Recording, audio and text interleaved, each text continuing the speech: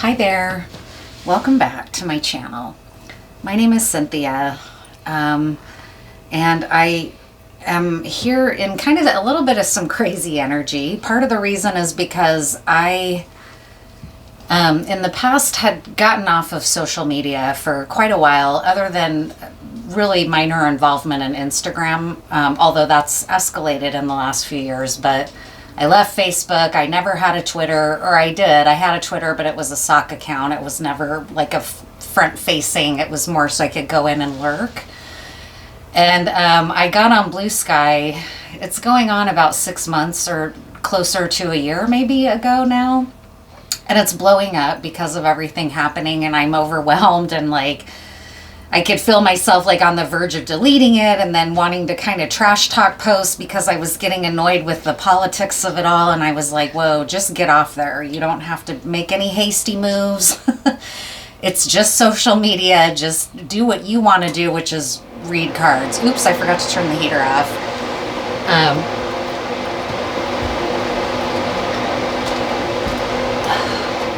That heater is going to be a constant theme all fucking winter. It's going to be literally in every single reading, just about. I'm going to either think I forgot to turn the heater off, or I will have legitimately forgotten to turn it off, and so I'm going to have to get up at some point, and I'm just trying to make my peace with it.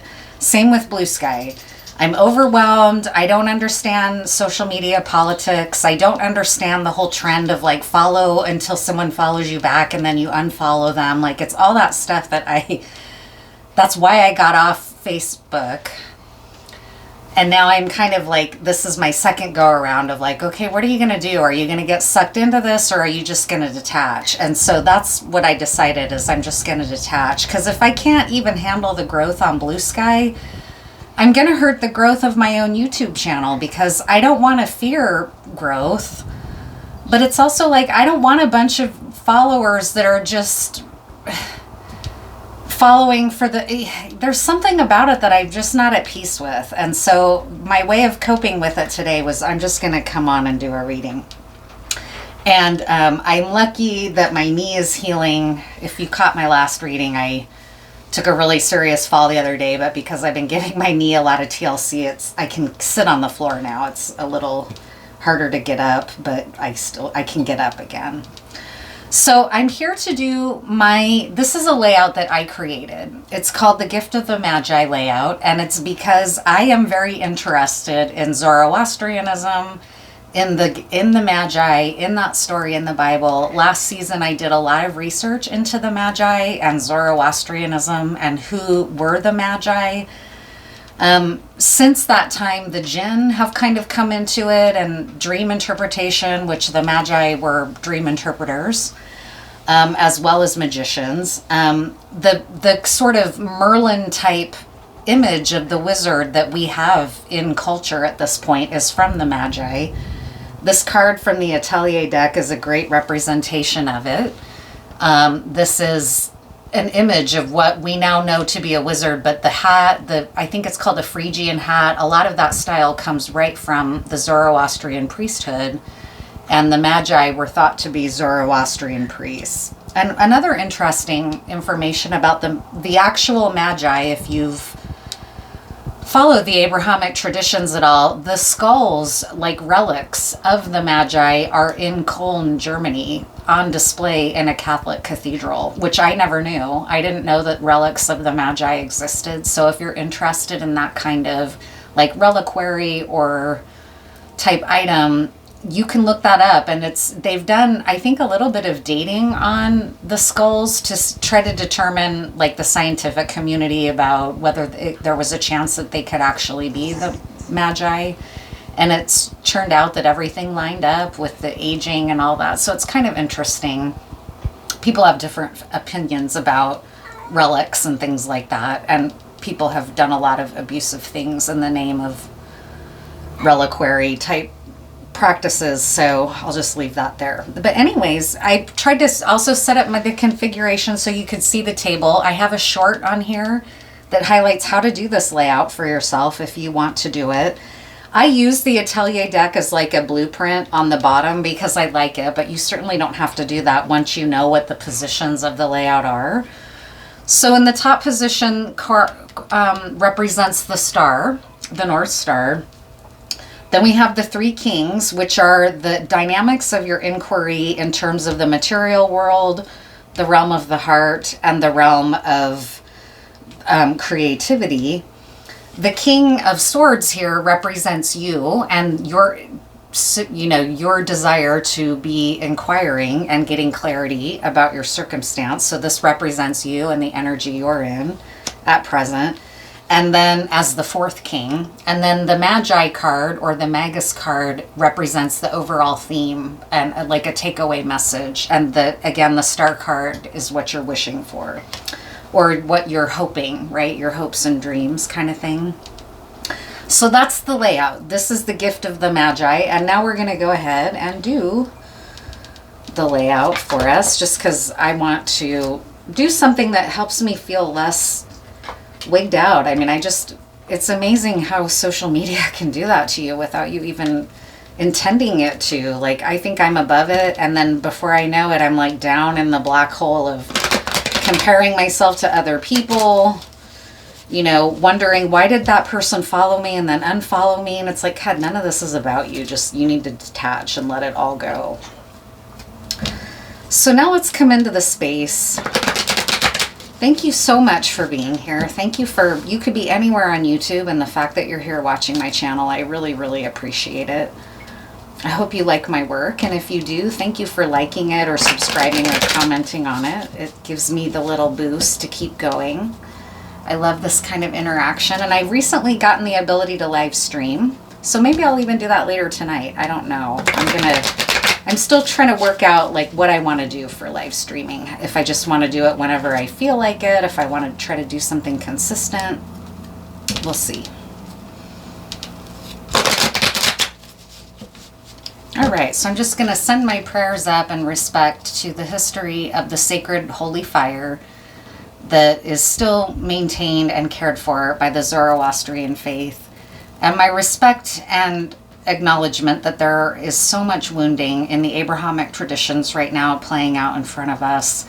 And maybe this Magi message will have some type of healing for us. That's my hope. So thank you. Let's get into it. Let's go, Spirit. What should we know?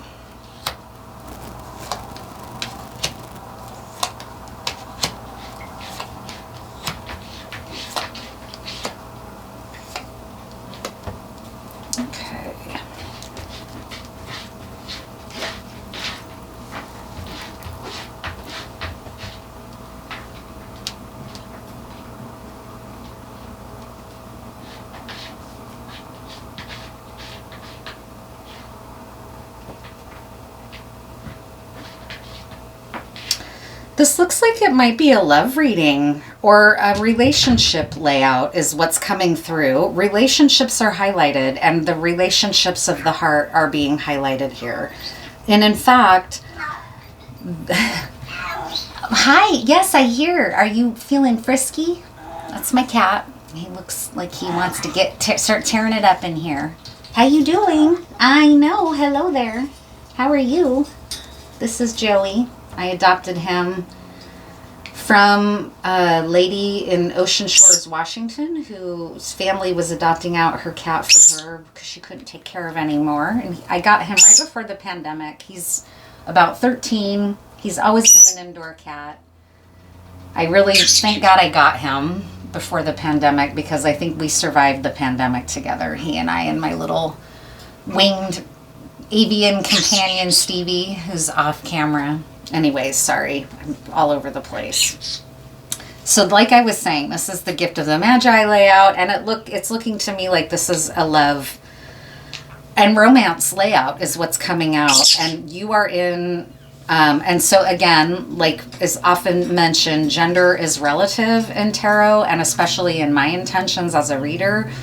I use she, he pronouns all the time because the tarot is gendered in the way that the cards represent themselves. So this is coming into play here because you are in divine masculine energy, and your holy quest is for your queen. It's for the Empress. She's in the sky for you like a goddess or like an angel. This is how you're perceiving your Empress. And so again, it can go either way. This is your partnership. This is a relationship of the heart for you. And this is your counterpart. You see them as divine. You see them as the star. You see them as worth this level of homage and questing and journeying to get to. It's a worthy endeavor for you. It's written in the stars. What you're trying to make happen for yourself in the material world is your joy of your heart. It's the 10 of Cups. That's where your focus is. That's where what you are trying to make come true out of this wish for this Empress, to this Empress, right? You want to be happy with them, with her. This is what you're working for. This is where your focus is. This is what you're dreaming on. This is your wish on the star, is for your joy.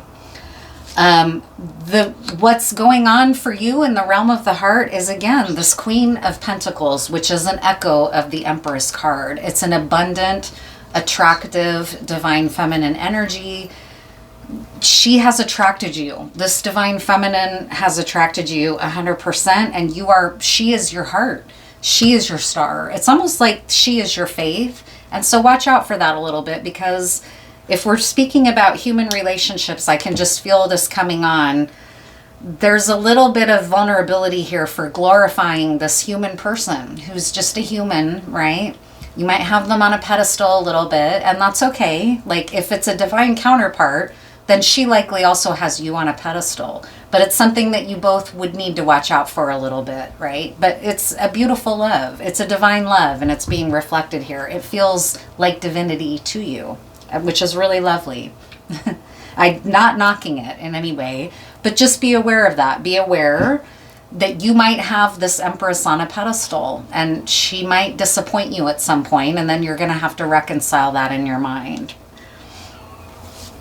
The King of Wands here, your creative, passionate fire, is the Nine of Wands. Like, you want to rush towards her.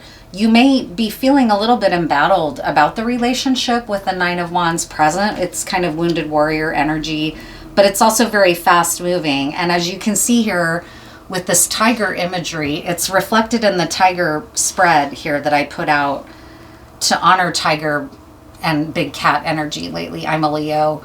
Tiger's been a big animal symbol for me lately. And so it's cool that it's coming out here in this passion with this feminine, passionate card here of the Nine of Wands. Like, you want this queen. You are moving towards the queen. You want her. You're tired a little bit, and you might be embattled. This is a storied relationship, I guess, is the card that's coming through with this King of Wands. This is a relationship that already has a story. That's why it's your Empress. That's why you're wishing on your star. There's already history here and a feeling of destiny. So you may be tired from your quest, right? And you're in the overarching theme is the Knight of Cups. So this is like a quest for you. It's a very, courtly love kind of energy here. Very poetic, really Orpheus almost. And I don't know where that came from. Orpheus. The story of Orpheus. Is there a poet? Was Orpheus a poet? Like, why am I don't know. Something about that though. And then you and wow, that is so interesting, because what you are wanting to know about is the Eight of Cups and walking away. So the whole reason you're asking this question is, should I be walking away from this Empress? So that's wild and a little bit of a curveball. I mean, it's been sitting here the whole time, but I didn't really tune into it until just now. So let's pull some clarifiers here. What happened? Why are you wondering if you should walk away? You're clearly impassioned. This person is everything you dreamed, is kind of what's coming through here. Why the question about walking away? What is this? And here's another big cat. In the walking away is a lion. She's wearing a lion headdress. So what's this? She or he? That's not a gendered figure there in the Eight of Cups. Although maybe it is a she, because, I don't know. It doesn't matter. But the lion, the headdress that's on them is a male lion with a mane, like a king. Why are you wondering? What is the question about walking away here? Can we clarify that a little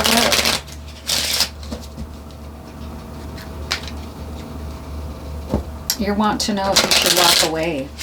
Why? Walk away from what? From this. You're wondering if this is something you should walk away from. The sacred marriage alchemy. So it might be partly that you've recognized, I'm glorifying this person when really I need to go within. And so maybe I need to walk away from my dream here because the message is that I just need to go within and heal. That could be what you're asking about and why this is coming out. Does this mean that I should let go of her and just pursue my own soul growth? Was this only meant to happen so that I would grow spiritually? That's what you're asking. That's why the confusion here. Or not confusion, but just that's why the inquiry. It's a regal inquiry. It's like, should I leave this person alone? Was this person only in my life to awaken this process in me? That's what you're wondering. Be tender with your inner child. And this is that. This lion, king lion headdress that this youthful younger energy is wearing is like that. It's saying, take good care of yourself while you go through this process. It's a spiritual endeavor for you, this relationship. The other advice is to get your house in order, cleanse your space, and clear out clutter. So what I'm getting from this so far is that it's not saying, yeah, this is what, it's saying that you need to keep doing your work, your inner work. You're accurate in that this relationship has almost become like your God, and you've recognized that, and you're kind of starting to try to shift a little bit. So this could be something like a twin flame experience where if you have found yourself in that world of like twin flames, huh? Like a lot of that, when you go into that world of reading about it, you learn fairly quickly it's not about a romance. It's about spiritual growth. But then there are camps out there that say, yeah, but the person that came into my life that catalyzed this spiritual growth that feels like my twin flame, maybe I could be with them. Like they're single and I'm single. Why wouldn't we be together? Well, you know, it's kind of where you are on your path is like, maybe it's not going to be. You're wondering. And you're recognizing I need to go within because maybe this person became sort of my guiding light, but I've now recognized that I have to go to the light within. That's something. A Knight of Cups is on a quest like that. Like where, who's the knight that from the round table that was the one knight that could possess the grail because he didn't have ambition. He wasn't seeking power. He was pure of spirit. He's the one that could hold the grail, but because he was so pure of spirit, he didn't know that he was the only one that could hold the grail. It's something like that that's coming through here. That's very biblical, but this is appropriate because the gift of the Magi layout is an Abrahamic traditional layout. So, of course, biblical themes are going to be coming through here. Abrahamic themes are going to be coming through. You know, we're coming up on December 25th and December 21st, and these things are all in play for you. So it's almost like I feel myself asking this question on your behalf and almost wanting myself to even dial it back. Like you might be even fearing, am I even allowed to ask this question? Or am I ready to hear the answer to this question? Like if I pray and say, am I supposed to let go of this person? You might be not so sure you want to know the answer. That's coming through. And I've been there. I'm someone that has been on a similar experience to some degree, and so I've had to find my way through a lot of these questions too. So I can certainly understand why this quest has taken you beyond just the normal romantic quests of the heart into the spiritual. But it's been via this relationship that has been the vehicle, right? So let's find out more. What do you need to know right now? Take care of yourself right now. Be good to your inner child right now. Allow your spiritual process to continue unfolding. And a Queen of Pentacles is a mother type energy. So she might be here helping you parent this inner child a little bit, the archetype within you, right? Your own inner queen. Yeah, between worlds, right here, number 3, the Holy Trinity, between worlds. This is where you are. You are trying to sort through what is the meaning of this relationship for me.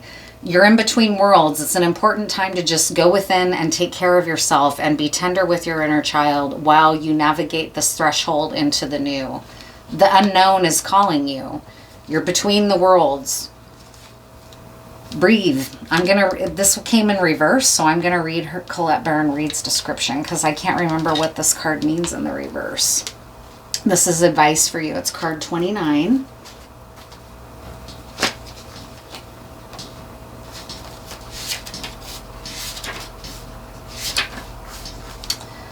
Inertia, laziness, and apathy are signs of not slowing down, but of decay and lifelessness. Wake up and do something to shake this off. Go outside for some air. A walk in nature will remind you that all of life is ensouled and magical. Get some exercise, move out of your head and into your body, and breathe in deeply. Each breath is precious. So that's a great answer to this anxiety about whether to leave this relationship or not.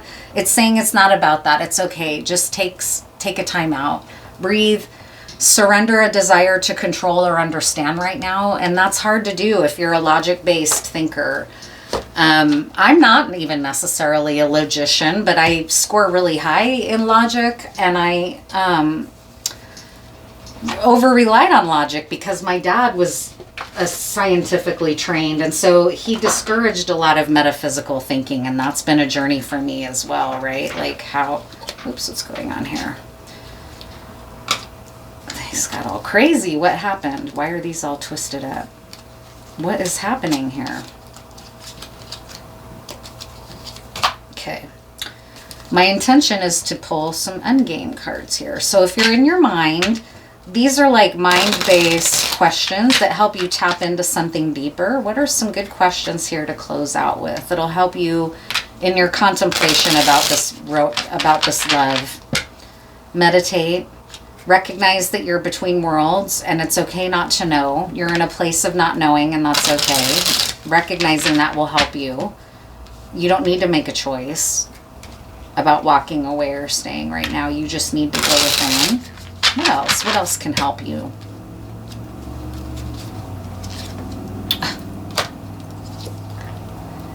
If you could have a committee of 3 people, living or dead, to help you make decisions, whom would you choose? That came out in another layout. Like people that you admire, living or from the past, who are minds that you aspire to, you know,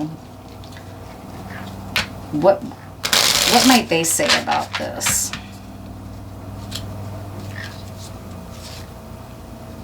Talk about the importance of a religious faith in your life. So when can you, and this is very much in play here because this relationship might have opened you up to a religious practice in your life. And so that's what this is asking about. Your instincts are accurate. You're wondering if, well, maybe all this was about was to open me up spiritually. I feel that there's sadness with that for you, and you're kind of hoping that that's not the case. And this is saying that's not a time, you don't have to ask that question. What you can do right now is just go within and continue to meditate. Get outside, get out of your head a little bit, get back into your body. Like it said, go out into nature, which can be helpful. You're in between worlds. It's okay to not know. Do some deep breathing, reconnect to your breath. How do you feel about guns? And what have you done in the last 3 months that makes you feel proud? So it's a lot. There's a lot happening. And I sense that that's why this has become overwhelming, is because you're thinking about all of these topics. And many people are right now, right? We're in a part of our journey as a human race of like, are we going to destroy ourselves? Are we going to find a new way? Is society going to collapse? Are we, you know, and that's a very U.S. centric, although U.S. is a world dominator, so it makes sense that other nations are forced to follow what we're doing because in terms of paying attention to what we're doing, because we do control so much of the world. So it's important to tune a lot of that out right now. Maybe walk away from some of that so you can go within. But even, you know, listen to your own self. Don't even listen to this person maybe, right? So, or me, even if you're catching this reading, there's a point where even what I'm saying, you need to tune out and go within and listen to your own guide and your own hermit. So I'm going to do, the Hermit didn't come out here, but I'm feeling that a little bit as a recommendation. And I'm going to do more of these Gift of the Magi layouts as we approach the winter solstice and Christmas, New Year's, Abrahamic, Hanukkah, all that, Kwanzaa. So let's just table more Gift of the Magi layouts upcoming. And I encourage you to do these layouts if you like it and it resonates with you and you like this time of year. I've been really liking how they come out. So I guess that's all. I'll see you next time. Thank you for being here. Be safe out there in the streets.